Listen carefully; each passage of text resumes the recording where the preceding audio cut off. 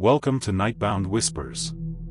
Don't forget to like, subscribe, and comment. I put a lot of hard work into these videos, and your support keeps the darkness alive. Before starting today's video, tell us in the comments where are you watching from and what time is it there so we know from which state people are watching from. What if the walls could talk? What if the rusted gurneys, the cracked tile floors, the shattered windows of California's most haunted abandoned hospitals were not merely relics of a forgotten past but mouths still open, still screaming stories that no living soul was meant to hear? California. The Golden State. Land of sunshine, movie stars, and tech billionaires. But beneath that glossy surface lies another California, one of shadow and silence, where once thriving medical facilities now stand rotting in the fog, their corridors empty but never quite quiet. Tonight we take you inside 5 of the most terrifying abandoned hospitals in California. Places where patients went to heal and sometimes never came back. Places where doctors made decisions in the dark of night that history has tried to erase. Places where to this very day people who dare to enter report sounds they cannot explain, sights that defy logic, and a feeling deep in the marrow that something in there is still aware of you. Turn off the lights. Put in your headphones. And whatever you do, do not watch this alone. In 1906, the Earth itself tried to swallow Agnew's developmental center whole. The Great San Francisco earthquake reduced much of the facility to rubble, and with it over 100 patients and staff were buried alive beneath the crumbling stone walls. Their bodies were never fully recovered. Their names were recorded in dusty ledgers that have since been lost. And if you stand on the grounds of what remains today, now partially converted into corporate offices for a major tech company, you will notice something strange. The birds do not sing there. Not a single one. Agnew's Developmental Center was established in 1885 on a sprawling plot of land in Santa Clara County, California, originally called the Agnew State Asylum for the Insane. It was one of the earliest state-run psychiatric facilities in California, built during an era when mental illness was misunderstood, feared, and brutally managed. Patients, many of whom suffered from conditions we now recognize as depression, schizophrenia, or even epilepsy, were committed with minimal legal oversight. Family members could sign away a relative's freedom with a doctor's signature and very little else. The facility sprawled across hundreds of acres, operating almost as its own self-contained city. Patients farmed the land, maintained the buildings, and performed manual labor as part of their so-called therapeutic treatment. In reality, these were unpaid workers with no rights, no advocates, and no voice. The staff-to-patient ratio was catastrophic. Overcrowding was chronic. And the treatments applied, hydrotherapy, prolonged restraint, experimental medications, were by any modern standard forms of institutionalized torture. When the 1906 earthquake struck in the early hours of the morning, most patients were locked in their rooms. There was no emergency protocol. There was no evacuation plan. Survivors reported that the screams from the collapsing buildings lasted for hours, and that by the time rescuers arrived from San Francisco, the sounds had finally gone silent. 117 people perished. Some estimates put the number higher. The official records, like so much else about Agnew's, were incomplete, inconsistent, and in some cases deliberately vague. The facility was rebuilt, expanded through the mid-20th century, and eventually transitioned from a psychiatric institution to a developmental center serving individuals with intellectual disabilities. It finally closed its doors in 2009 after decades of budget cuts and shifting state policies on institutionalized care. The land was sold. The historic buildings were preserved, though barely, and the property became of all things a campus for a major Silicon Valley tech corporation. Visitors who have walked the old grounds, especially near the original 19th century structures that survived, describe a persistent unease that settles over them like a second skin. The air feels different there. Heavier. Even on warm California afternoons, there is a chill that moves through the old corridors that cannot be explained by simple drafts. Former employees of the tech company that now occupies the site have reported that certain older buildings are avoided by staff.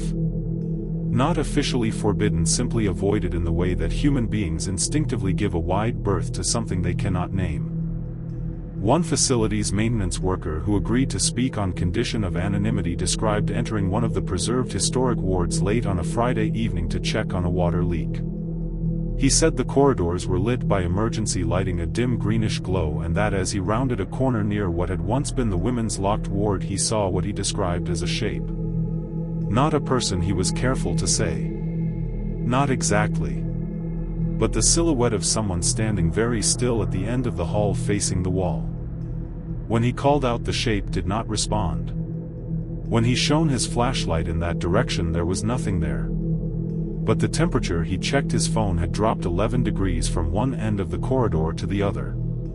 Urban explorers who have documented the facility online primarily through photographs taken in the years immediately before the corporate conversion tell remarkably consistent stories. Multiple independent accounts describe hearing a low rhythmic sound from within the old ward buildings. Not quite a moan. Not quite music. Several describe it as almost like someone counting or like a person rocking in a chair over and over. One explorer who posted a lengthy account on a paranormal discussion forum wrote, "I had my audio recorder running the whole time. When I got home and played it back, there were voices. Not mine. Not my partner's. 3 distinct voices speaking over each other in a pitch I can only describe as distressed. I've never uploaded that recording. I don't think I ever will." A former nurse who worked at Agnew's in the 1990s during its final years as a developmental center shared her experience in a local oral history project. She spoke of a particular room on the second floor of Building C, a room that had been repurposed several times over the decades and was, by the time she worked there, used only for storage. She said that on multiple occasions she heard the sound of a child crying from within that room. Even though the room was locked, the facility served adults and no children were present on that ward. When the room was opened, it was always empty. Perfectly still. Boxes of old files, a broken chair. Nothing more. But the crying, she said. It never stopped feeling real. Perhaps the most disturbing element of Agnew's is not what has been seen or heard, but what has been found. During the early phases of the corporate construction project, workers excavating foundations in the northern portion of the property uncovered human remains. The discovery was reported, an archaeological assessment was conducted, and the findings were quietly documented as consistent with 19th century burial practices. But those who were on site during the discovery have described the experience in far more visceral terms. One construction worker said the remains were not in any formal arrangement. They were, in his words, just mixed in with the earth like they'd been thrown there. The full extent of what was found was never made public. The logical explanation for much of what people experience at Agnew's is of course available. Old buildings creak. Temperature variations in masonry structures are common. The power of suggestion in a place with such a dark history is enormous. The human brain is extraordinarily susceptible to priming, and walking into a space knowing it was once a Victorian-era asylum is going to sharpen every sound, every shadow, every brush of cool air into something that feels deliberate.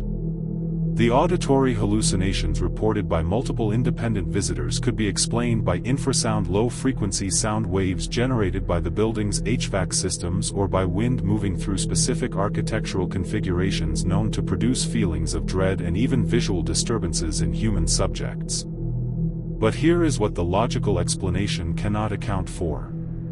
The consistency. Person after person, decade after decade, describing not vague unease but specific experiences: the sound of counting, the shape in the corridor, the crying child, the sudden cold. That level of specificity repeated by people who have never spoken to one another is harder to dismiss. And for those 117 souls buried in the rubble of 1906, still unaccounted for, still officially nameless, perhaps consistency is the only form of testimony they have left. Agnew's Developmental Center is a place where the architecture of suffering has been whitewashed into corporate neutrality. The glass buildings and manicured lawns of a Silicon Valley campus now sit on soil soaked in more than a century of anguish. The tech workers who eat lunch near the old ward buildings, who walk past the preserved stone facades on their way to meetings, may never feel what some have felt. But now and then one of them will pause, look up at an upper floor window, and for just a moment they will not be entirely sure whether the shadow they see there is a reflection of the cloud or something that has been waiting for a long time to be seen. In the summer of 1994, a male orderly at Patton State Hospital in San Bernardino reported something to his supervisor that he would spend the next 30 years trying to forget. While performing a routine check of the older, partially decommissioned East Wing at approximately 2 a.m., he turned a corner and came face to face with a woman in a white gown standing at the far end of a long corridor. She was not a patient. She was not a staff member. He knew every face on night shift. This woman had no face at all, or rather where her face should have been there was only darkness, the kind that seems to pull light inward rather than reflected. He stood frozen for 4 full seconds. Then she was gone. And in the days that followed he learned that 2 other staff members on different shifts had reported seeing the same woman in the same corridor over the previous 3 weeks. Patton State Hospital was established in 1893, making it one of the oldest continuously operating psychiatric facilities in California, and that is the crucial distinction. Unlike the other locations in tonight's video, Patton is not fully abandoned. It still operates. It still treats patients. But tucked within its sprawling campus, a campus that has grown, shifted, and been partially reconstructed over 13 decades, are wings and buildings that have been sealed off, decommissioned, and left to decay beside the functioning modern facility. It is this juxtaposition, the active and the abandoned existing side by side, that makes Patton uniquely disturbing. In its early decades, Patton was known as the Southern California State Hospital, and it was designed to relieve the overcrowding of Northern California's overburdened institutions. It opened with 500 patients and within a decade was housing over 2,000. The conditions were by the standards of any era appalling. Patients were classified by an archaic and deeply prejudiced system that grouped together epileptics, individuals with intellectual disabilities, those suffering from severe mental illness, and people who had simply run afoul of social norms, immigrants, LGBTQ individuals, women deemed hysterical by male physicians. They were all placed under the same institutional roof, all subjected to the same brutal regime of restraint, sedation, and labor. The hospital became infamous in the 1950s and 1960s when investigative journalists began documenting conditions inside. Photographs taken by one reporter in 1957 showed patients chained to their beds. An internal audit from 1963 found that multiple patients had died from untreated infections, with their deaths attributed on official records to natural causes or unknown factors. The facility was repeatedly investigated, repeatedly found deficient, repeatedly promised reforms, and repeatedly allowed to continue operating with minimal meaningful change. In the 1970s, California's deinstitutionalization movement led to dramatic reductions in the state psychiatric patient population. Patton's census fell from its peak of over 3,600 patients to under 1,000. Entire wings were closed, their furniture left in place, their records left in filing cabinets, their walls left to absorb whatever residue of human suffering remained. These sealed wings became, over the following decades, a kind of fossil record, preserved exactly as they had been in their darkest operational years. Security personnel who have worked the perimeter of the decommissioned wings describe the experience of patrolling near them at night as nothing you ever get used to. The older buildings are visible from parts of the active campus, their windows dark, their brick facades stained with decades of weathering. On still nights, staff members have reported hearing sounds from within these sealed structures. Rhythmic sounds. The kind of sounds that if you heard them from a passing car you might mistake for a radio left on somewhere or for children playing in a distant yard. But at Patton at 3 in the morning there are no radios and there are no children. One security officer who worked at Patton for 11 years described a specific incident near the B Wing Annex, a single-story structure attached to the main sealed East Wing. She had been told by senior staff that the annex had been closed since the early 1980s and that no entry was permitted without a facilities manager present. One night she noticed that a window on the ground floor of the annex was lit from within. Not brightly a dim orange-yellow glow like candlelight or a very old incandescent bulb. She radioed it and waited for backup, and the two officers who entered found the window was intact. The room behind it was dark and there was no electrical source of any kind in the annex that could account for what she had seen.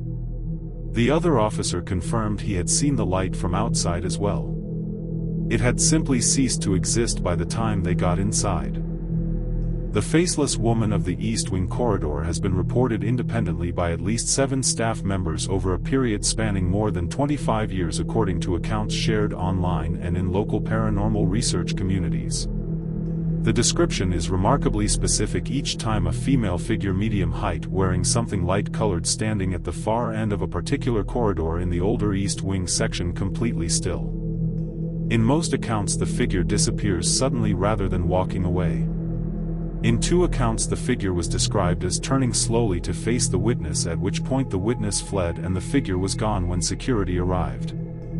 Former patients, several of whom have shared their experiences in mental health advocacy forums and memoirs, describe the older wings of Patton in visceral terms. One man who was treated at Patton in the late 1970s wrote in his self-published memoir, "There were sounds at night in that hospital that I have never heard anywhere else in my life. Not screaming, I know what screaming sounds like. This was quieter than screaming. It was the sound of people who had been screaming for so long that they no longer had the energy for it. Just this low collective exhalation. Like the building itself was breathing out something it had held inside for decades." He was writing about the active ward he had been assigned to. One can only speculate about what emanates from the sealed wings.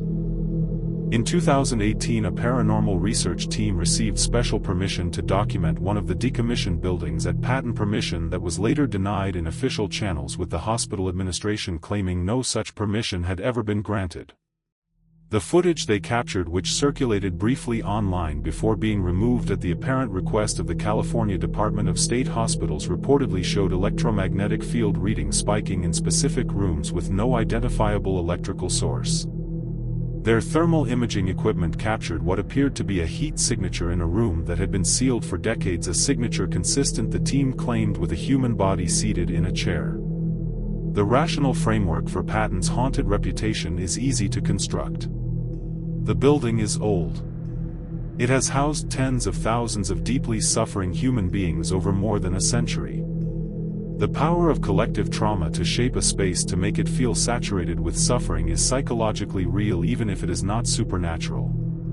The stories of faceless figures and mysterious lights can be explained by fatigue, by the brain's pattern recognition functions misfiring in conditions of stress, and low light by the well-documented psychological phenomenon of sleep deprivation affecting security staff on overnight rotations.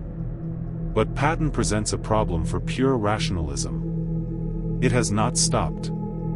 Generation after generation of staff across vastly different cultural moments and with vastly different prior beliefs about the paranormal has reported the same core experiences in the same locations. The consistency of Patton's hauntings, spanning over 3 decades of documented reports, is a data point that demands explanation, whether that explanation is ultimately scientific or something else entirely. What makes Patton State Hospital uniquely chilling is that it is not a relic. It is alive and abandoned simultaneously, a functioning institution with a decaying ghost attached to its side, the way a living tree sometimes grows around a long dead branch, incorporating it, unable to let it fall. Every day staff members walk past those dark windows. Every night security officers follow patrol routes that skirt the edges of sealed corridors where no one has worked in 40 years. And somewhere in there, in the dark, something that looks like a woman without a face is standing very, very still, waiting for the next person to turn that corner. In 2006, a film crew working on a music video at Linda Vista Community Hospital in the Boyle Heights neighborhood of Los Angeles asked their production assistant to retrieve equipment from a room on the 4th floor. He went up alone. He came back down 2 minutes later, ashen-faced, and refused to re-enter the building. He quit the production on the spot. When pressed later by colleagues, he said only, "There was a girl on the operating table. She looked at me." The operating room on the 4th floor had been stripped bare years before. There was no table. There was no girl. Linda Vista Community Hospital opened its doors in 1904 as a facility operated by the Santa Fe Railroad to serve its employees and their families. In its early decades, it was a respected if modest institution, a community anchor in a rapidly growing immigrant neighborhood. Over the following century, the hospital changed hands, changed names, changed purpose, and ultimately changed from a place of healing into something far darker. By the 1970s, the hospital was serving one of the most under-resourced communities in Los Angeles. Boyle Heights, a predominantly Latino neighborhood, was grappling with gang violence, poverty, and a municipal infrastructure that had systematically diverted resources elsewhere. Linda Vista became the emergency destination for gunshot victims, stabbing victims, overdose cases. The trauma bay saw an almost unimaginable parade of broken bodies. Staff worked at the edge of their capacity and then beyond it. The mortality rate at the hospital climbed.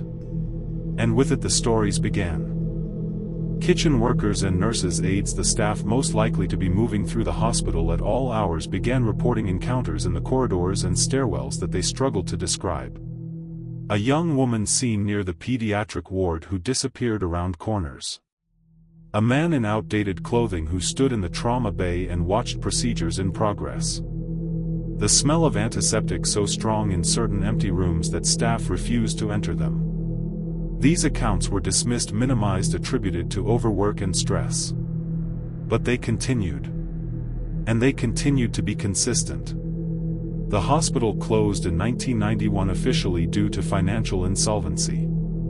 The building, a 6-story brick and concrete structure, was sold and resold, used briefly as a location for film and television shoots, and fell into progressive disrepair. The corridors that had once rung with the sounds of emergency medicine became corridors of peeling paint, collapsed ceiling tiles, and standing water. And the stories intensified. Linda Vista is perhaps the most visually dramatic of the locations in tonight's exploration, and for that reason it has attracted the most outside attention.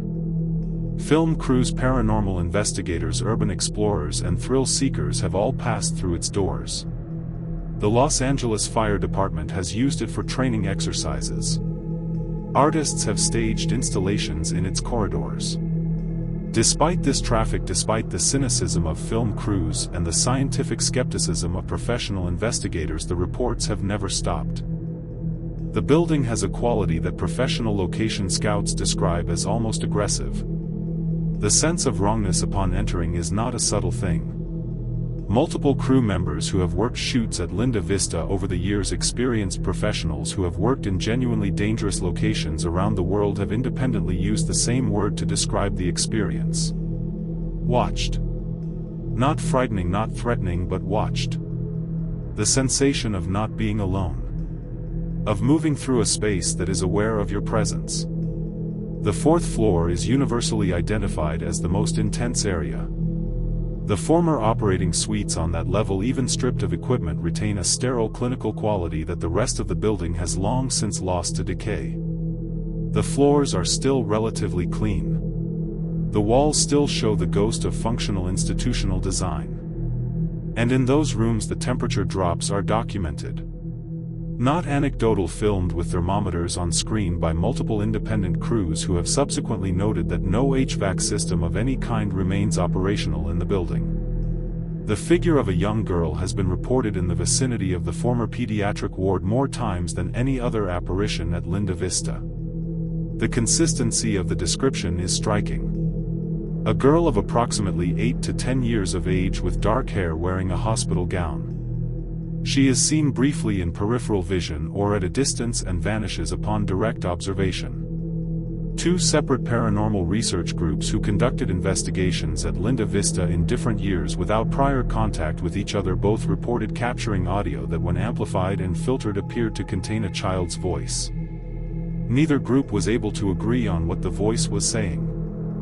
One group believed it said a name. The other believed it said, "I can't find the door." A veteran firefighter who participated in training exercises at Linda Vista in the early 2000s told a local podcast host, "We do drills in some rough places. Abandoned buildings, burned out structures. You develop a sense for a space pretty quickly when your life depends on spatial awareness. Linda Vista was different. I've been in buildings where people have died. You don't feel those. Linda Vista, you felt it. Every room we went into, my team, these are guys who don't spook easy. Every single one of them had their eyes moving, always scanning, always looking for something that none of us could define. In 2009, a paranormal investigation team set up a controlled experiment in the 4th floor operating suite using a sealed room with no air movement, a calibrated thermometer, and a motion sensor. They left the equipment running overnight with no human presence in the room. The recording showed 3 separate incidents during which the room temperature dropped by more than 8 degrees Fahrenheit over a period of approximately 90 seconds each before returning to baseline. The motion sensor triggered twice. The room was sealed. No drafts. No HVAC. No human presence. The team published their findings in a paranormal research newsletter and were predictably met with skepticism. What the skeptics could not account for was the third data point. The motion sensor logs showed that both triggers occurred within seconds of the temperature drops. Something was moving in that room when the cold came. Rational inquiry points to Linda Vista's history as sufficient explanation for its haunted reputation. A hospital where hundreds, perhaps thousands of traumatic deaths occurred over nearly a century of operation, in a neighborhood defined by violence and neglect, in a building that has subsequently been visited by ghost hunters and horror film productions. The psychological priming is near total. Every visitor arrives expecting something. Expectation shapes perception. The human nervous system is designed to find patterns, to see faces in randomness, to interpret ambiguous sensory data in the direction of what we already believe. But the production assistant who walked into that 4th floor room had not been briefed on Linda Vista's history. He was 22 years old, new to the industry, and had been sent upstairs to grab a bag of cables. He had no expectations. He had no prior belief in the paranormal. He walked up a staircase in a building he had been inside for 3 hours without incident. And he came back down as a different person. Linda Vista Community Hospital is scheduled for conversion into affordable housing and retail space, a development long awaited by the Boyle Heights community it once served. When the construction crews move in, they will fill those corridors with noise and light and the ordinary sounds of human labor. They will tear down the walls that currently hold whatever Linda Vista is holding. And then we will see whether the energy of a place, the accumulated residue of a century of human suffering, can be displaced by drywall and paint. Or whether it simply waits in the new walls for the quiet to come back. There is a town in Northern California where the children know not to go near the old foundations. Not because their parents told them not to, though they have. Not because of fences or warning signs, though those have been posted and torn down a dozen times. The children simply know. In the intuitive, wordless way that children sometimes know things that adults have learned to talk themselves out of knowing. The kids of Auburn, California understand that the land where DeWitt State Hospital once stood is not right. The earth there does not feel the same as the earth beside it. And sometimes in the hour before dark you can hear it. DeWitt State Hospital was established in 1946 with a mission that sounded on paper like compassion in action. In the aftermath of World War II, California's existing psychiatric facilities were catastrophically overwhelmed. The veteran population alone, men returning from the Pacific and European theaters with what we now understand as severe PTSD, had strained the institutional system past its breaking point. DeWitt was designed to absorb the overflow, to provide a modern, humane alternative to the overcrowded Victorian-era facilities that had defined California's mental health care for half a century. The reality diverged from the design almost immediately. DeWitt was built on land that had previously served as a Japanese-American internment camp during the war, a fact that was not widely publicized and that added a layer of historical trauma to the site before a single patient had been admitted. The barrack-style architecture of the internment facility was adapted rather than replaced, meaning that the hospital's wards retained the institutional bleakness of their previous incarnation. Patients arrived to find themselves in buildings that had housed imprisoned civilians. The psychological impact of this was never studied. Through the 1950s and into the 1960s, DeWitt expanded rapidly, eventually housing over 3,000 patients. The facility became a site for experimental psychiatric treatments, electroconvulsive therapy, insulin coma therapy, and in its most disturbing chapter, early trials of psychoactive medications on patients who had not provided meaningful consent and in many cases were entirely incapable of doing so. A 1968 state audit described DeWitt as a facility operating well beyond the threshold of ethical medical practice, though the specific findings of that audit remained classified for decades under state privacy laws. DeWitt closed in 1972 as part of California's deinstitutionalization movement. The closure was rapid. Patients were transferred to other facilities or released into communities that were entirely unprepared to receive them. The buildings were left standing. For years, local residents and former patients' advocacy groups tried to have the site officially commemorated to mark both the internment camp history and the hospital history with some form of acknowledgement. These efforts largely failed. The structures deteriorated and were eventually demolished.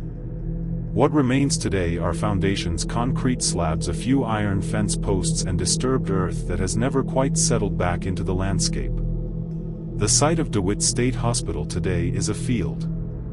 Not a park, not a developed space, a field, a kind of non-place that exists on the edge of Auburn's consciousness. Local historians are familiar with its history. Most residents are not. And yet the oral tradition around the site is remarkably persistent. Something about DeWitt's land has lodged itself in the community's memory in a way that formal commemoration could not have achieved more effectively. Those who walk the former grounds and a small but consistent community of paranormal researchers, local history enthusiasts, and simply curious residents have done so over the decades describe a soundscape that does not match its surroundings. Auburn is not a silent place. It is a small city with traffic and birdsong and the ambient noise of ordinary life. But on the DeWitt site, people report a kind of acoustic dampening, as if the air above the old foundations absorbs sound differently. Voices carry less far. The ambient noise of the city seems muffled. And in its place, in the gaps between ordinary sound, something else sometimes emerges.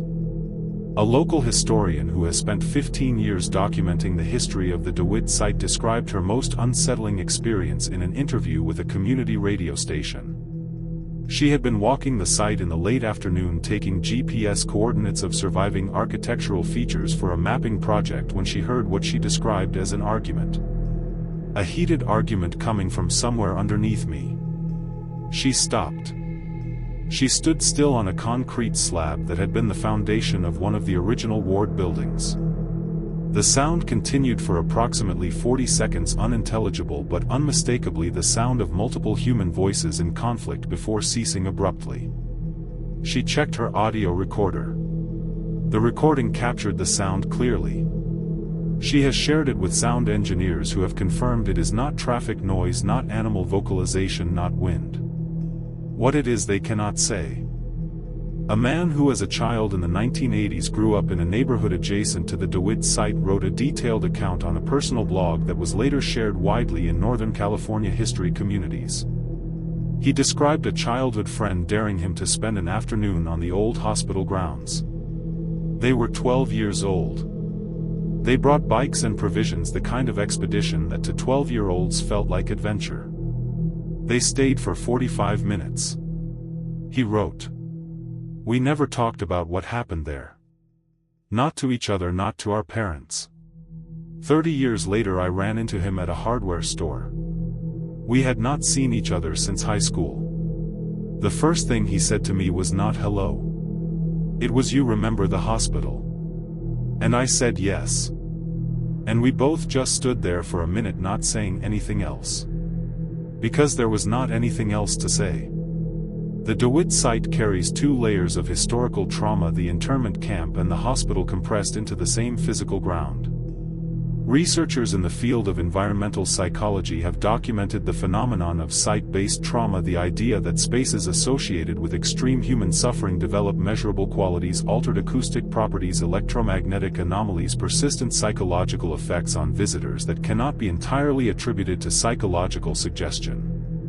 The DeWitt site has not been formally studied in this framework, but the consistency of visitor reports over more than 5 decades suggests it would be a compelling subject for investigation. What is perhaps most remarkable about DeWitt compared to the other locations in tonight's video is that there is almost nothing left to see. No crumbling corridors. No broken windows. No Gothic architecture projecting menace. Just a field. Just earth and concrete and iron and sky.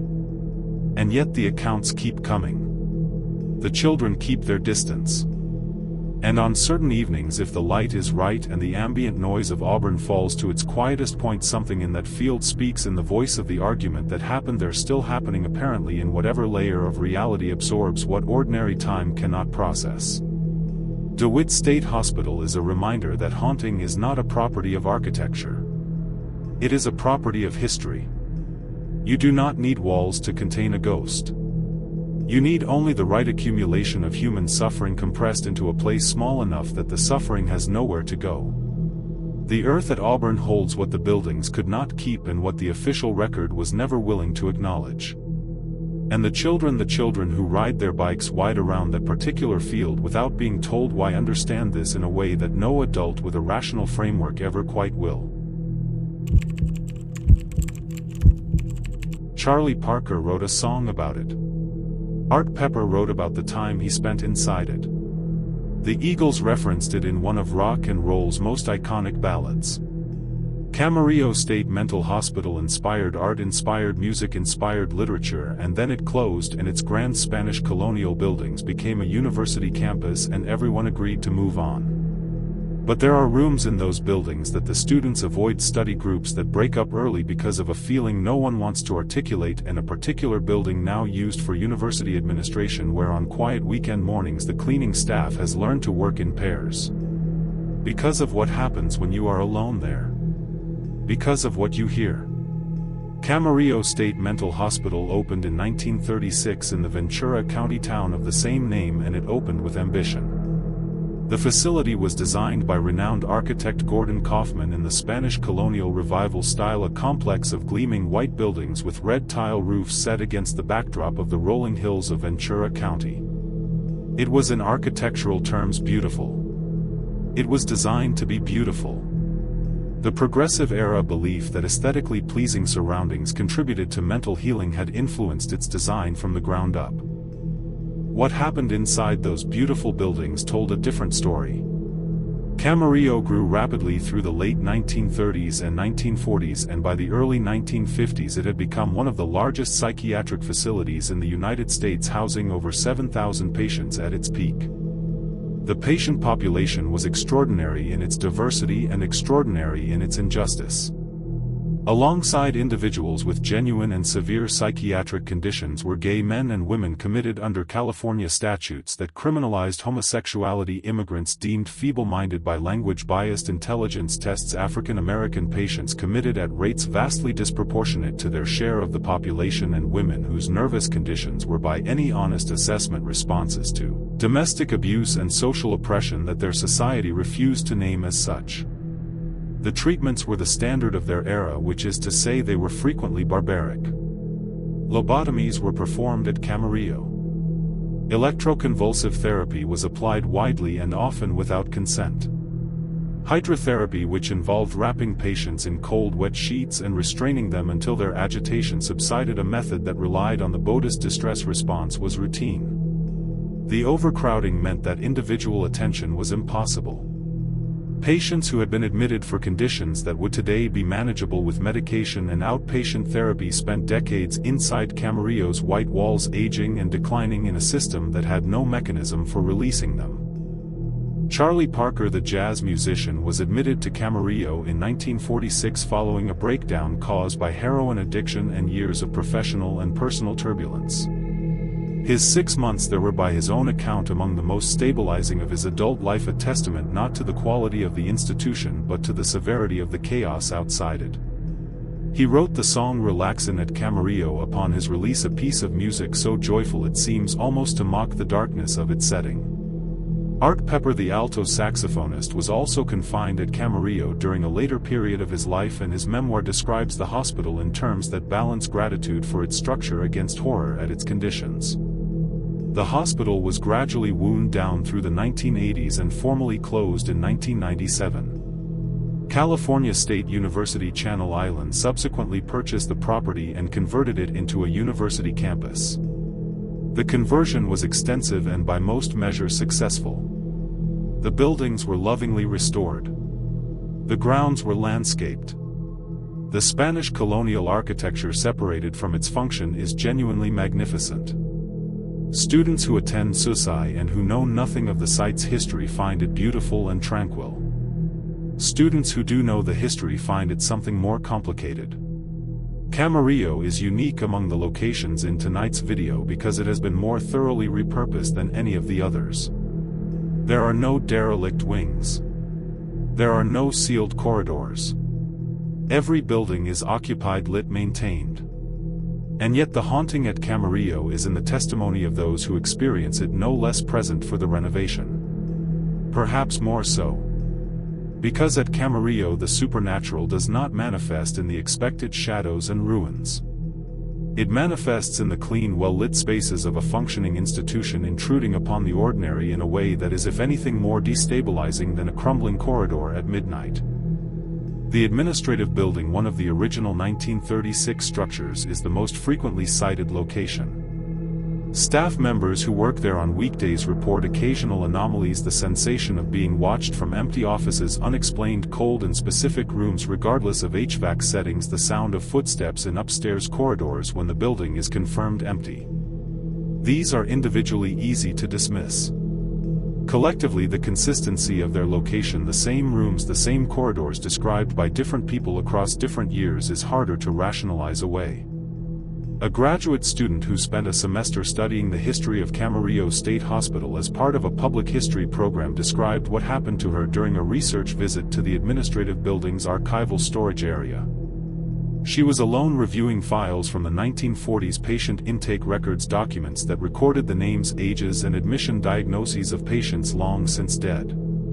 She had been working for approximately 2 hours when she became aware that the temperature in the room had changed.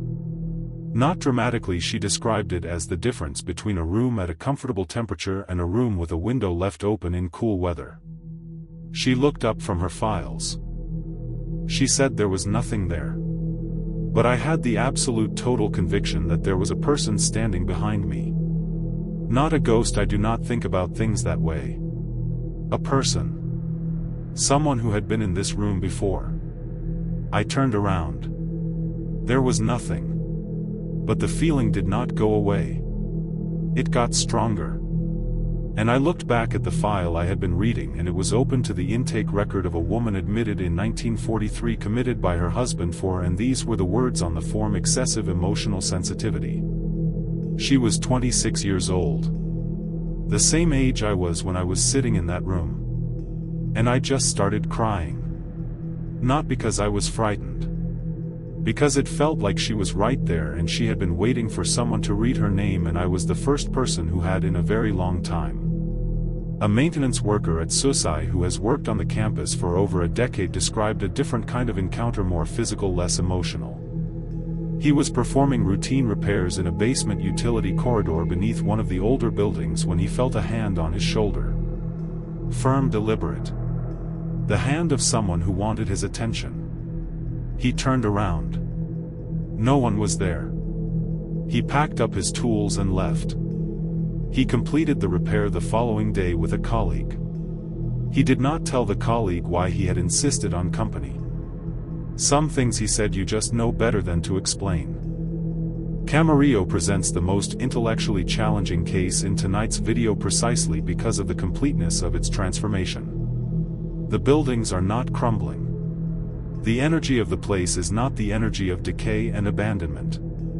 Camarillo has been returned to life enthusiastically, successfully, with real care for its architecture and history. And still something persists. This raises a question that haunts the study of haunted places far more than any ghost story. If what remains in these places is some kind of impression, an electromagnetic record, a psychic scar, whatever language you prefer to use for the idea that trauma leaves a mark on space, does renovation erase it? Or does it simply place it in a new context? The answer that Camarillo seems to offer is the latter. The impression, if such a thing exists, is not in the plaster of the walls. It is in the geometry of the space. In the dimensions of rooms designed to contain suffering, in the thickness of doors built to hold people in the particular quality of light through windows placed too high for patients to see out of. These things survive renovation. They are in a sense the architecture of oppression, and they speak to those sensitive enough to hear them regardless of the paint color or the institutional use. Every semester a new class of students at California State University Channel Islands arrives at Camarillo's beautiful campus. They photograph the Spanish colonial architecture. They eat lunch on the sun-drenched lawns. They attend lectures in rooms where 70 years ago people sat in very different circumstances waiting for a door to open that would never open for them. And occasionally one of those students will stay late in the library, or will be the last person in an administrative building on a Friday evening, and they will feel something shift in the air around them, not threatening, not violent, just present. Just someone who is still there. Who has always been there. Who will in all likelihood still be there when the current students are old and the buildings have been converted into something else entirely, and a new generation stands in spaces with no memory of what came before and wonders why the air in certain rooms feels heavier than it should. 5 hospitals. 5 buildings or fields or campuses where the ordinary business of healing went profoundly, irreversibly wrong. 5 places where the line between the institutional and the inhuman was crossed so many times and so casually that the crossing became the standard. And 5 places where, according to the testimony of hundreds of witnesses across decades and generations, something of what happened there has refused to stay in the past. What do we do with this? For those of us who find the rational explanation sufficient, the answer is straightforward. These are interesting examples of collective psychology, of the power of suggestion, of the way that architectural environments and historical narratives interact with human perception. The sounds are infrasound. The cold spots are drafts. The figures in the corridors are fatigue and expectation combining in a brain doing exactly what brains are designed to do. But for those of us who find the rational explanation insufficient, who notice that it accounts for the mechanism but not for the consistency, not for the specificity, not for the stranger testimony that comes from people who had no prior knowledge, no prior belief, no reason to be primed for what they subsequently experienced, the question remains open. And perhaps that is where it should remain. Because these places were not just hospitals. They were places where society's most vulnerable people were hidden away, treated as less than human, subjected to experiments that history has reclassified from medicine to abuse. They were places where the social contract was broken completely, where the people who should have been protected were instead confined, controlled, and in many cases destroyed by the very institutions that claimed to be healing them. If there is something in these places that has not released, if the residue of that suffering has deposited itself in the walls and the foundations and the earth in some form that persists beyond the physical life of the people who experienced it, then perhaps what we are encountering when we walk those corridors and feel that presence is not a ghost in the conventional sense. Perhaps it is accountability. Perhaps it is the unpaid debt of history presenting itself in the only form it has available. The buildings screamed when they were operational. They are screaming still. And until we are willing to hear what they are saying, until we sit with the intake records of 26-year-old women committed for excessive emotional sensitivity and weep and do more than weep, the screaming will not stop. That was tonight's Whisper from the Shadows. Subscribe to Nightbound Whispers. And remember, the night is never truly silent.